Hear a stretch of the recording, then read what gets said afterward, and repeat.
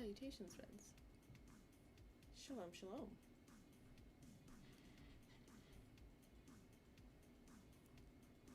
Can you hear everything all right?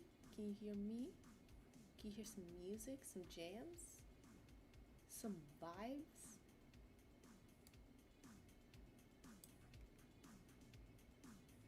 Feels like everything is overall quiet, you know? Which isn't. Is this good? Is this good? Does this sound good? How you feel?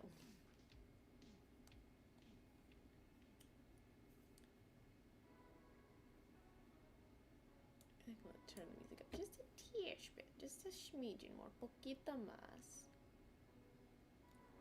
Of course, the song changes.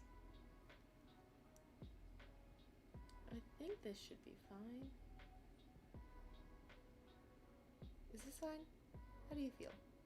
How do you feel about everything? I think this is fine. I think we're good. I think we're doing solid. I think we're good. This is good. Okay. Here we are, guys. Salutations, friends. My name is Mispronouncing Words, otherwise known as No Ordinary Scholar, otherwise known as author of the Queen of Thieves series, throwing it out there for you to check out. Today, though, right here, right now, we are talking about this book called Tethered Spirits by T.A. Hernandez.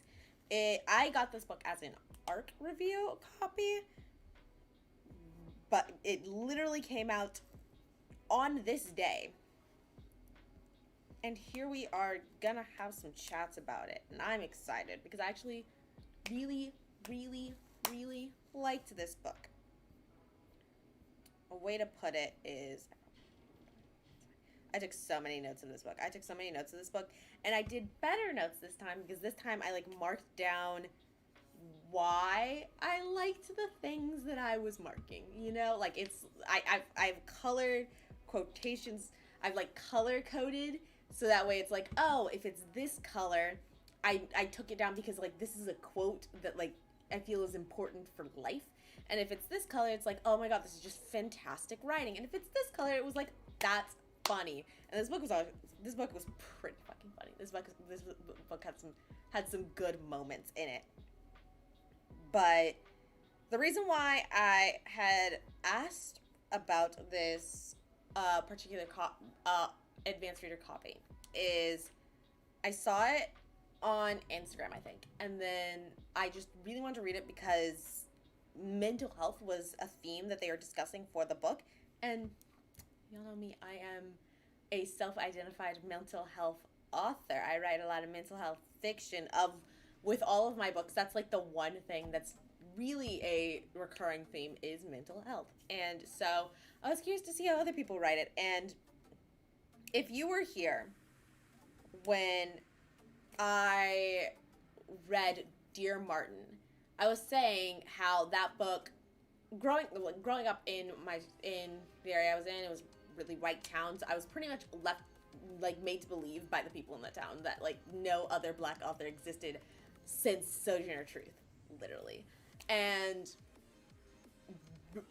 having 2020 introduced me to the fact that there were authors of color and LGBTQ authors out there that weren't just people frankly just YouTubers writing memoirs and self-help books, you know. But they're those writer factions did exist in the world. And reading Dear Martin was the first time I'd ever really read a book that I felt like I could relate to as a black person. And this book, it's kind of that same thing, but I feel like I've never read a book where I can relate to the mental health aspect of a character in this way. And I appreciate it so much. It's also one of the few books I'm literally dying to reread because, you know, there's several twists and turns, but specifically one of them, which is the reveal of a character and revealing who their real identity is. That's oh my god, now I have to reread and see all of the hints that I should have picked up on, because as I was, because I tend to like go over and gather my notes later at the end, and as I was doing that, I noticed that I was pointing out the right things, but in the wrong way.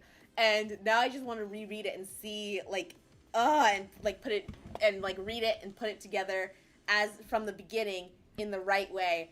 And I'm dying to reread this book. But let's describe it. Jesus, let's describe it real quick. So, one of the main characters. We have like a couple main characters. Frankly, there's one like main dude and probably like one main chick.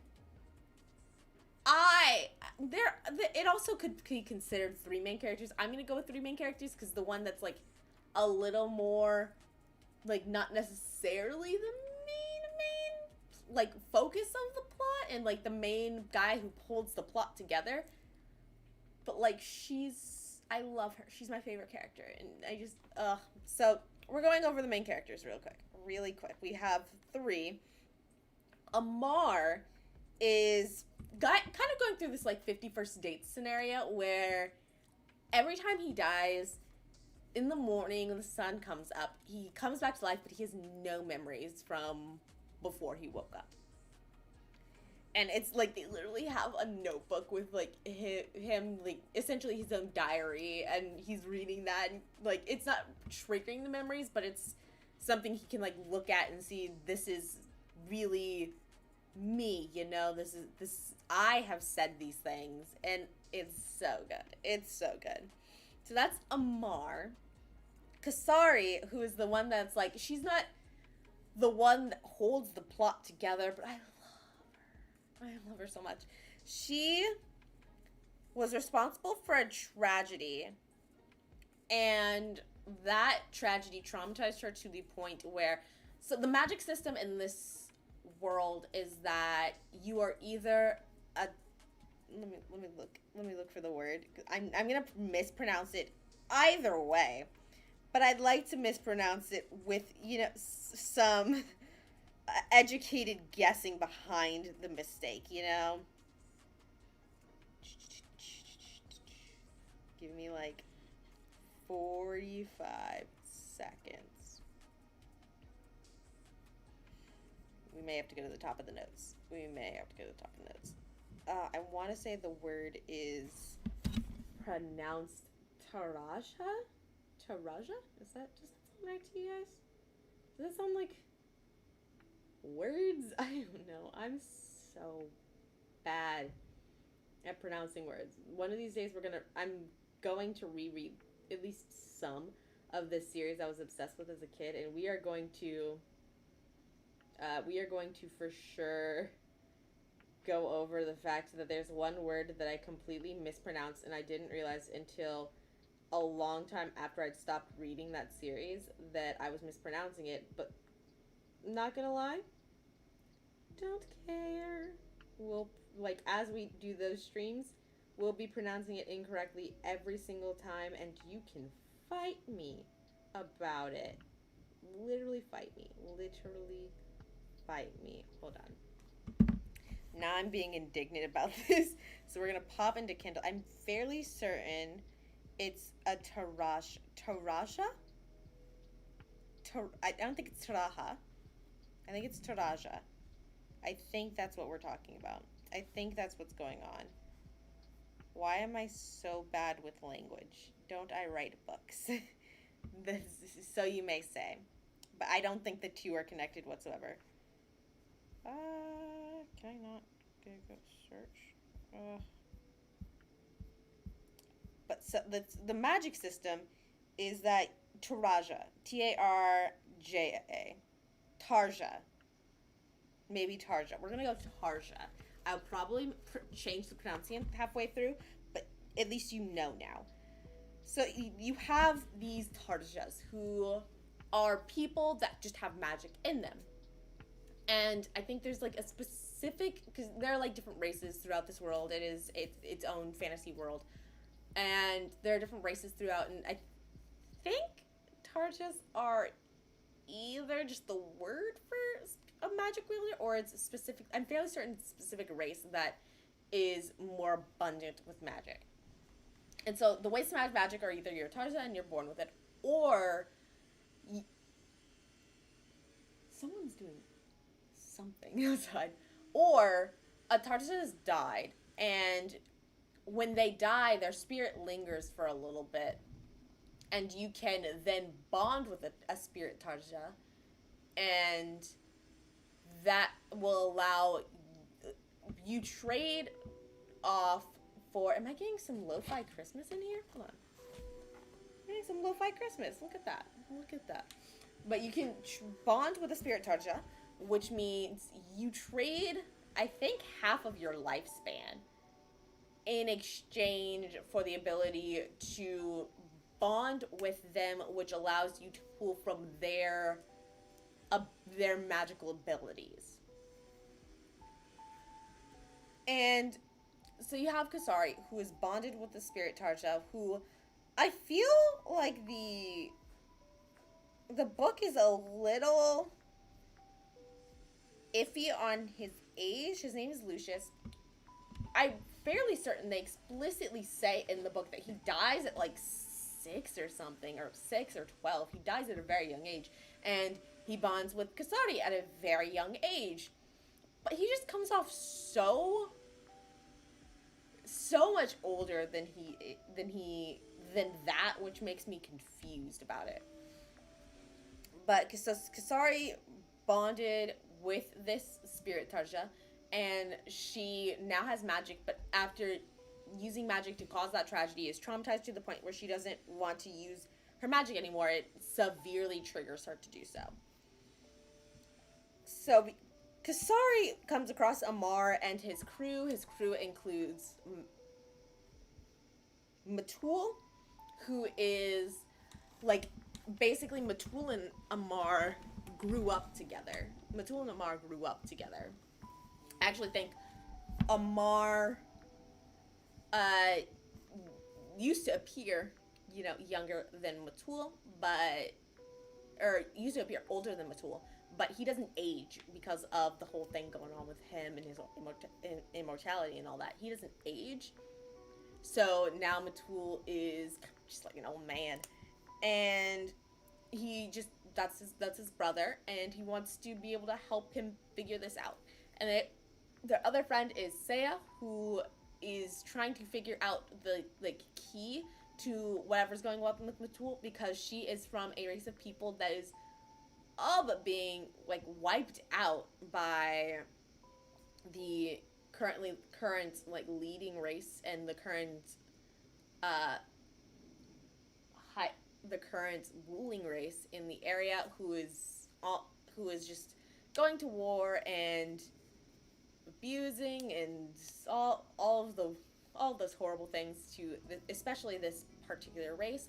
And so she is trying to find the key to this immortality, so that way her people have a fighting chance of not being wiped out. So Kasari comes across the whole crew, and they're trying to figure out all the keys to Amar's immortality. She wants to find a way to break her bond with her spirit Tarja. Whether she's very aware that there's a good chance that could kill her, she just kind of doesn't care at this point. She is just so traumatized by the event that she wants nothing to do with magic. And our third main character is Elena. Her brother Tyrus, Tyrus is also one of my favorite characters in this book. He's adorable. He's fucking hilarious. But Elena's brother is dying from a degenerative disease, and she has been hunting down Amar at the encouragement of her own spirit Tarja, Valkyrie, to try and get the key to the immortality for her brother. And shit gets so wild in this book. I truly don't know how to properly explain it aside from just reading the book. There's so much going on. There's a reveal of a character's identity that literally breaks my soul and breaks my head, and that's the one that makes me I want to reread the book now to see where all of those tie-ins are. you have uh it really hurts. It really does. That and the book ends, they figure out a lot of the things that they needed to figure out, but Amul I don't know what that was. Amar all but gets kidnapped. And so now they have to try and find him, but they also want to get the like key to the curse to her people, to Seiya's people, so that way, they're not murdered.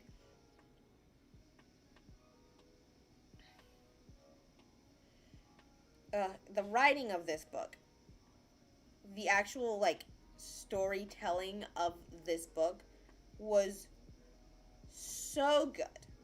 So good. It had me shaking. If I was Jessie from Bowties and Books, I would be. This book cleared my skin.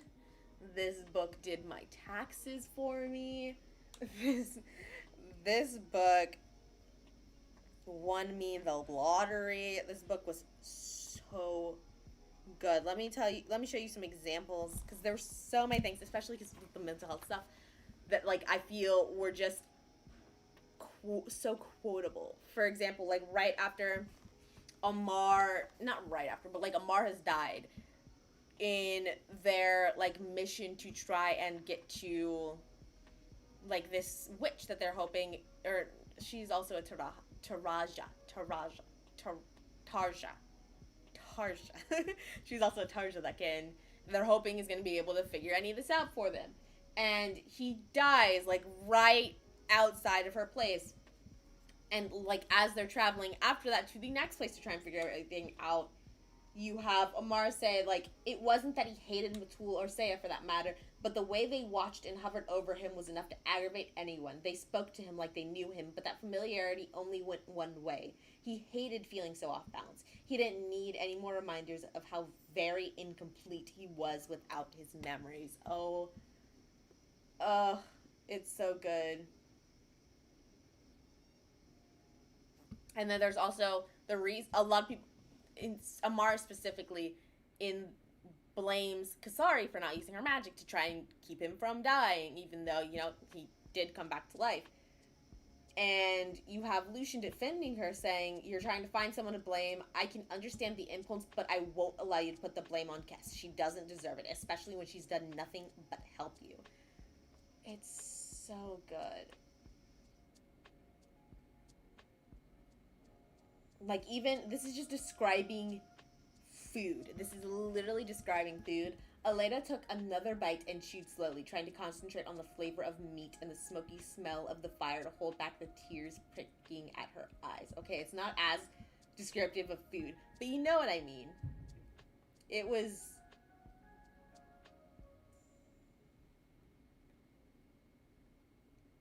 so good. I was just such a fan of so many things.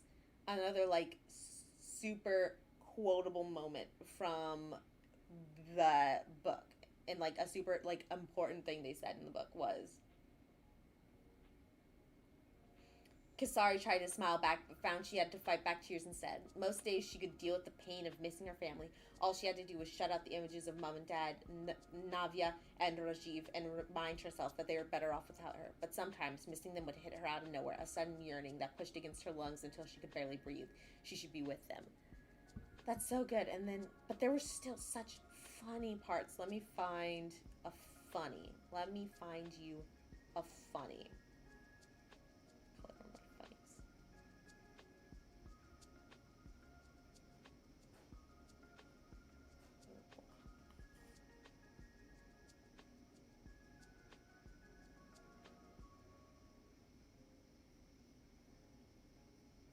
Please be careful. Oh, let's not be ridiculous. When have I ever been known to be careful?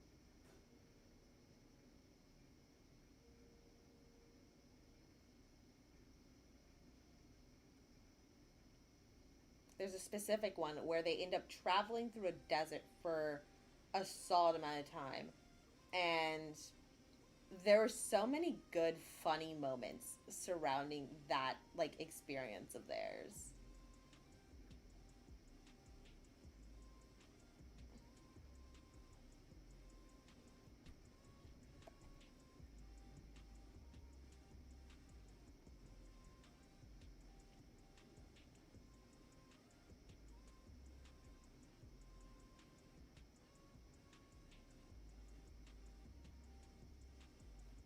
did it go?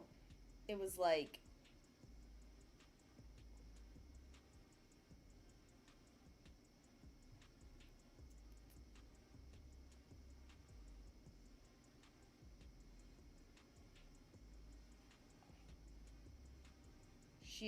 they'd been going through the forest, and at this point Kisara didn't know exactly how long they had been like traveling, but she's like to the point where she just felt like they'd constantly be doing this for the rest of her life.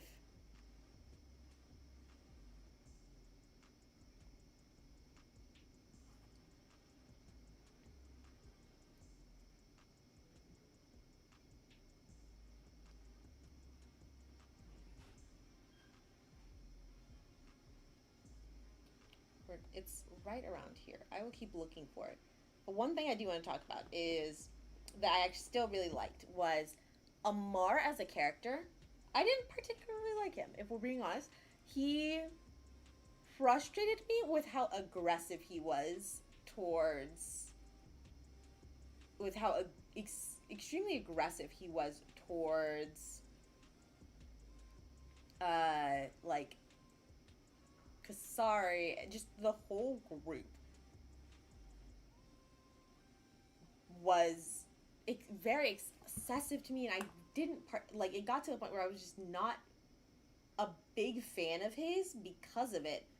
But the book addresses that, and that's what I liked. The book addressed it and said, like, hey,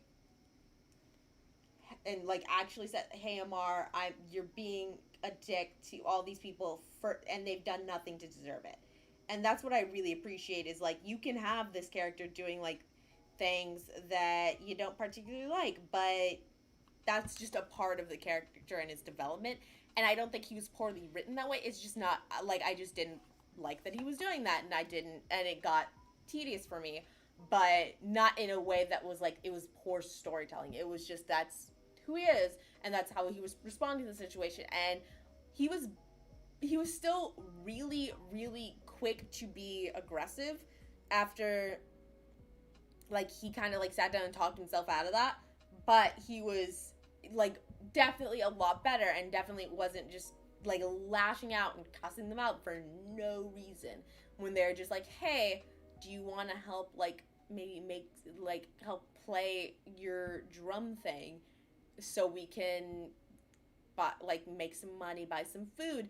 And just how dare you ask me to do that? And then he just start dragging Kasari into it. Like she's not gonna use her magic. Why the fuck do I have to play a drum? And he also has a moment of like, yes, I don't like. She has even the mention of magic has a like such a severe causes a severe reaction in her, and that's specifically why it's different between the two. Is he is more frustrated with the idea of playing the drum, but like she is genuinely traumatized by the idea of using magic. That's why it's different, and it's he just lashed out at her so much. But I appreciate that the book kind of acknowledged that as this is poor behavior that you shouldn't like from him, and that's what I do like is the idea of his character does not have to be perfect. He doesn't have to behave perfectly. He doesn't have to do all the ideal things. He doesn't have to be a role model. But we are going to point out when, like, you know, he's doing things that you shouldn't like, you know? Okay, I found those moments from when they're in the desert. How long ago they'd started this journey? 8 days, maybe 9. She'd stopped wondering whether they'd ever make it out and had simply accepted the fact that this was now her life. Sand and sun, and walking until the sand filled her shoes and the sun rose to its highest point, when they would stop a few hours before making some more. Before walking some more. And then another part that I thought was super funny was Say's like, we're almost there. Kasari sat up a little straighter. We're almost to the other side, Saya laughed. No, not quite. Kasari immediately deflated. Why would you even say something like that? Amar muttered. I thought that was so funny. I thought that was hilarious. But yeah, it's a very, very good book. Another, we do end up getting to a point where we retrieve most of Amar's memories, And a line that comes out of that is like, we retrieve most of Amar's memories and we realize he's a prince of this this like city no one's ever been to. And we're gonna read this quote and then we're gonna talk about this. That's the city that no one's ever been to. No one ever really believed that it existed. And they get to the palace. He gets to his room and he starts like having a really intense flashback of being there, and I think specifically of the night he was cursed. And at some point, his friends end up catching up with him and start calling out, Amar, where are you? He shut the book, blinking back the moisture that had sprung to his eyes with a sudden rush of understanding. Outside the door, his friends called him again. Amar. That was his name now. The boy, Darshak, had been erased by centuries of lost time, and that name no longer fit. He was Amar to his friends now, and that would be the name he would keep. Like, that's such a good descriptor of that situation and that moment, and the, like, decision to continue going by Amar, which we know throughout the book. That's how we know him.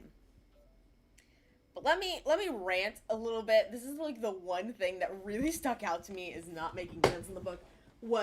So they go to this forest, right, to try and find this city. And it's not like an enchanted forest or anything. There's nothing particularly special about this forest. But no one's ever found this city. And you know what the characters do to get their way over to the city? Is they follow the river. And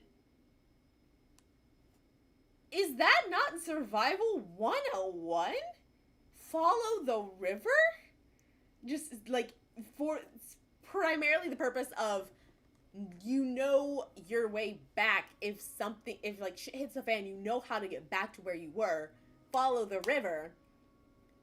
And yet, for centuries, no one has found this entire city, this entire kingdom. Because only one motherfucker ever considered to follow the river into just to see where it goes. If they're exploring this forest, only one person ever decided to follow the river there. That is the least realistic thing I've ever heard. But that's the one thing that really threw me off about this book.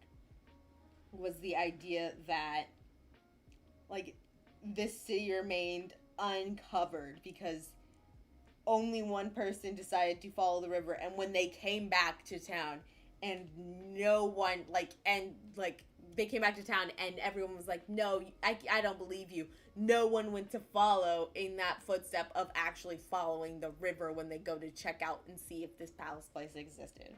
That was a little ridiculous to me. But, yeah. Here is the twist of this stream, whilst I am, I've pretty much gone over the discussion-y points with you. Now, we are in for a treat, because this is actually a thing that I'm going to do now. The thing I'm going to do now is actually a thing that I want to get into the habit of doing on stream more often. Oh god. I don't know what happened. I don't know what happened.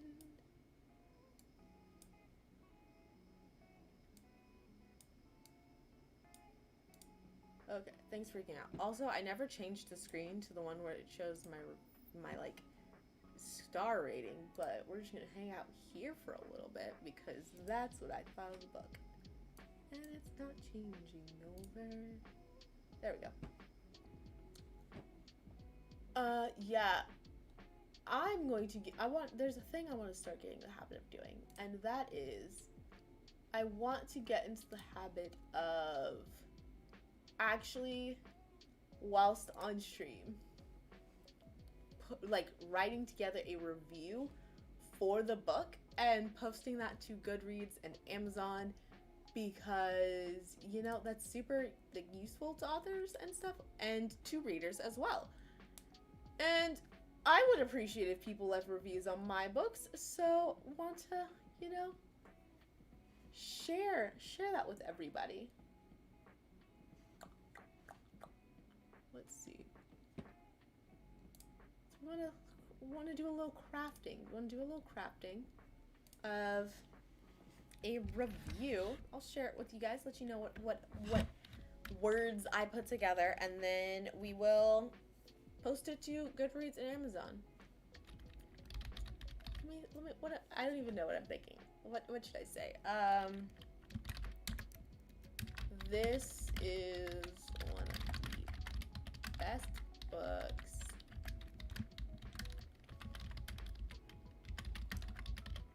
read. This is one of the best books I've ever read. That's a good opening statement, because the infinity over here. This is infinity is the symbol of a god tier book, and so far my 2 god tier books are this book and Lost in the Neverwoods.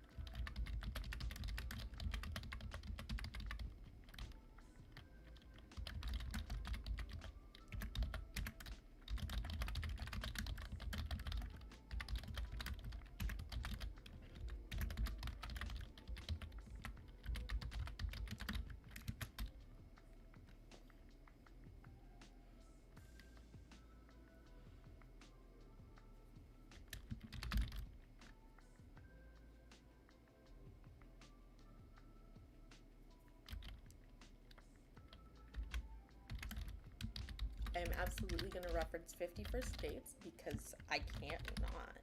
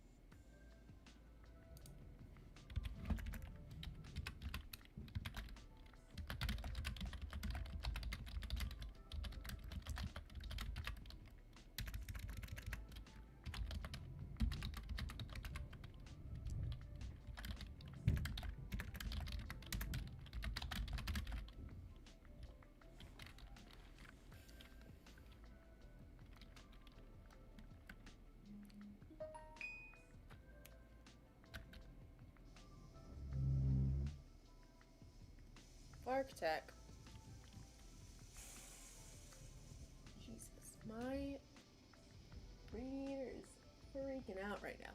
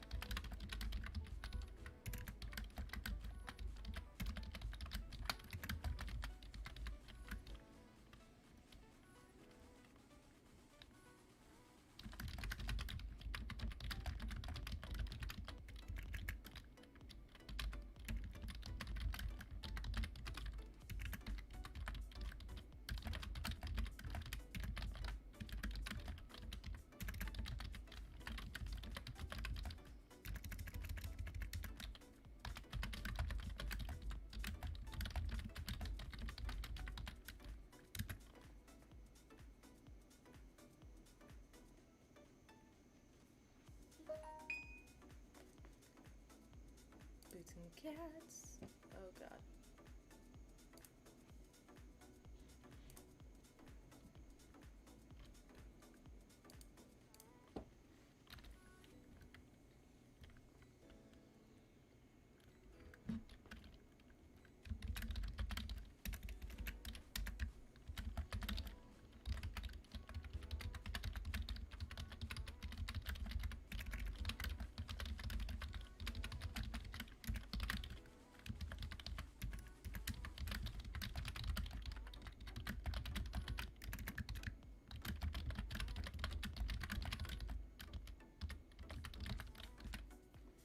So here's what I got.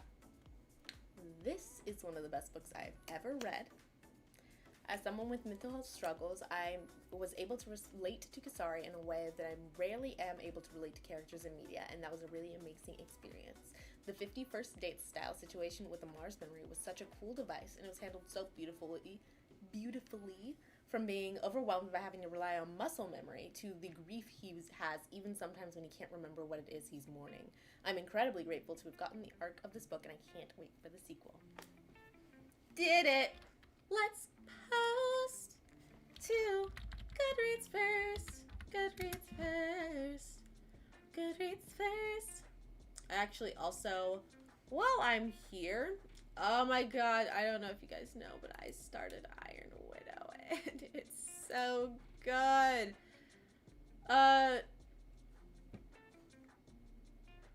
What do you mean my 2021 in books? I'm not done with my books for 2021. Excuse you. Excuse you. Let me find Tethered Spirits. You would think, because I read the book. How come everyone's got a store but me? I want a store. We're going to actually change the shelf that it is on in my books to God tier. We are moving it to my God tier shelf.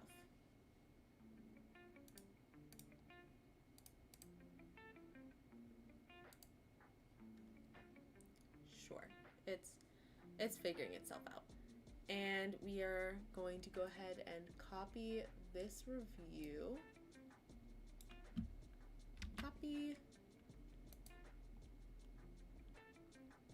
I'm like 90% sure. Someone's asking, making sure.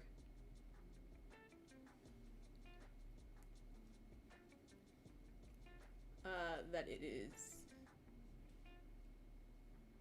What are you doing? Why are you not copying all of the text? Am I being limited? Am I limited in how much words I can write? I don't think so.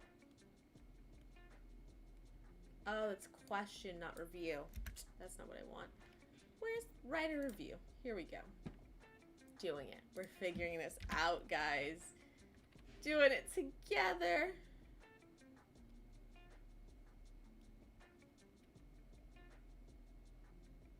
I think that's fine. And post a blog, sure. I love a Goodreads blog. Why not? I don't care. God tier into my favorites. Is this not a shelf? God tier? Not a shelf? Is that not a thing? I don't know what's going on. Cool. Whatever. It's fine. And we're going to post that review there. And then we are also going to go to its Amazon page.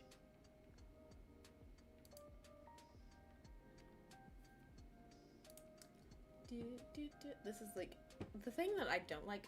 Oh, you can't even your page.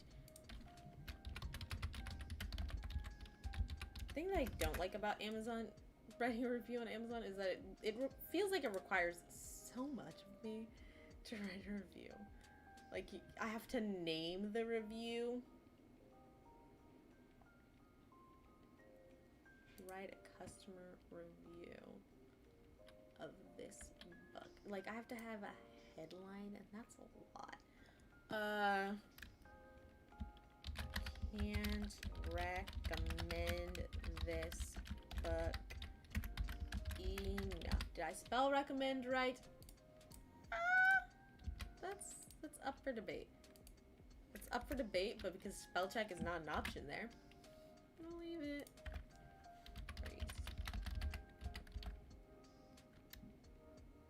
Okay, I did not spell recommend correct. That's good to know. Will I remember? Absolutely not.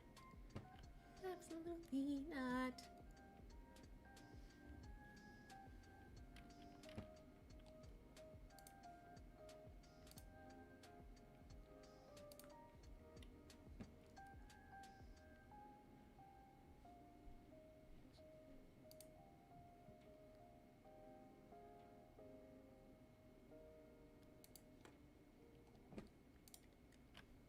Okay, well, overall rating, 5 out of 5 stars. If I could give it more, I would. Submit. My review has been submitted. They are processing my review. It may take several fucking days. Whatever. Ugh, there's so much stuff I need to review. It's also hard for me to, like, just be like, oh, these are the books I own and have read and we'll review it this way through, like, and, like, doing that with things I own and have bought from Amazon, because I have a small addiction to free booksy, and so I have a decent number of books that I have never touched, but I definitely own, and so it keeps recommending I read those even though I've never touched them. But yeah, we'll get there. So yeah, that is that. Let me give you a quick update, because I think I am solid number of books ahead. And just two. So my next stream is going to be on Reaper of Souls, which is the second book in the Kingdom of Souls series. After that will be Dance of the Burning Sea, which is the godforsaken book that I wasted my money on. That is the sequel to Song of the Forever Rains. And there's a pretty good chance. There's like a solid chance that I will finish Iron Widow before the end of the year. And so that will also likely be a stream after Dance of the Burning Sea. Then we'll get into the quarter review and my top 10 books of the year. That is all I have for you guys so far. Thank you so much for reading again, or for watching. Again, check out my books, the Queen of Thieves series. This is book number 2, available on Amazon.com, linked down below. You can also sign up for my email newsletter for the series down below. Cats are freaking out, so we will deal with them. Thank you so much for watching, but until next time, valedictions, friends.